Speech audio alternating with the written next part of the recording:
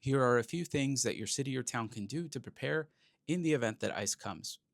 So, the other day, I saw this article in the New York Times basically saying that there's a lot of towns and cities that are worried that they're going to be next or the target of another enforcement surge. But these communities in like Philadelphia, where the DA said they would arrest all ICE agents, or Columbus, Ohio, where they have a large Somali population, these places are thinking that they're next.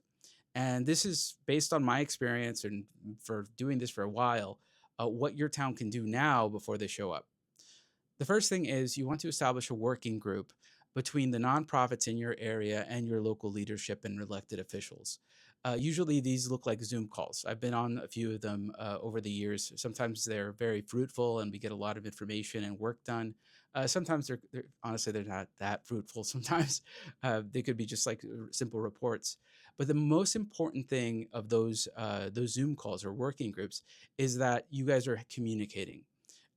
Now that there is no large ICE enforcement surge in your town, you should still be meeting every couple of weeks just to say hi, just to see, like, okay, what is going on? Because technically, ICE is still in your towns, ICE is still in your cities. They just don't have large surge numbers, but they're still doing their thing. So it's good for the nonprofits to communicate with their local officials. So then when the time comes, the email list is already there. The Zoom call can set up really quickly, and they can try to help out their communities. The second thing they can do is start passing certain laws and city ordinances.